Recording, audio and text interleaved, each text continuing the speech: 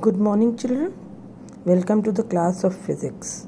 Today we'll be learning about some terms related to reflection of light, laws of reflection. But before going into further detail, let's recall what we studied in the previous class. We learnt about reflection. What is reflection of light? When the light ray strikes an opaque, smooth and shiny object, it bounces back in the same medium. This phenomena is known as reflection of light. This is a smooth and shiny medium, light ray is striking and it is bouncing back in the same medium, so this is known as reflection of light. Then we learnt about two types of reflections, regular and irregular reflection.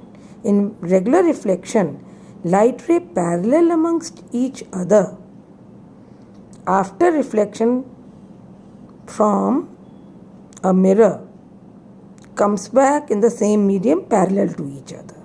While in an irregular reflection, light rays parallel amongst each other after reflecting from an opaque, uneven, rough surface like a wall, moves back in different directions.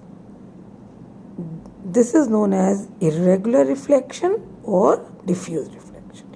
And if you remember, I had told you that irregular reflection is very important because it helps us to see the things around us. When the light is incident on an object, it reflects in different directions.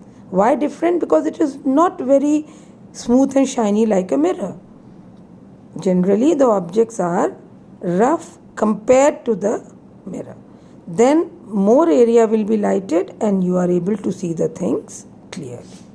Now we come to terms related to reflection of light. Do you recall what is this line with oblique line shown over here? Yes, it is a symbolic representation of a mirror. Oblique lines show the back portion of the mirror and the line shows the reflecting surface of the mirror. Now imagine a light ray is moving towards the mirror and it is striking here. Now at point where it is striking, we call it as point of incidence. And the ray which is striking here is known as incident ray. Now at point of incidence, what we do, we draw an imaginary line which is known as a normal. A normal is an imaginary line drawn perpendicular to any surface.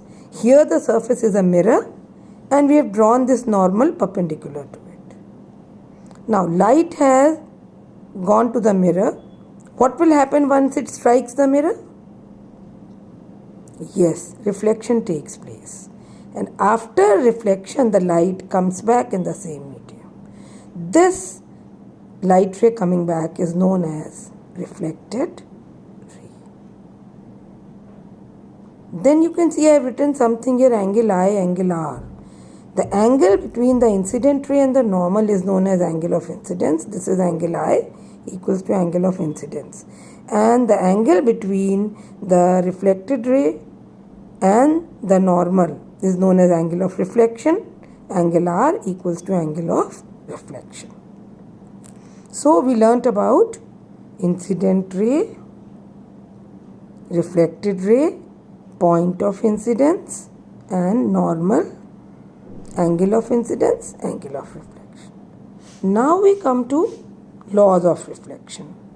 The two laws, when the light ray strikes an opaque, smooth and shiny surface like a mirror or any rough surface also, reflection will take place. Then the two laws are angle of incidence is equal to angle of reflection. This is angle I, this is angle R.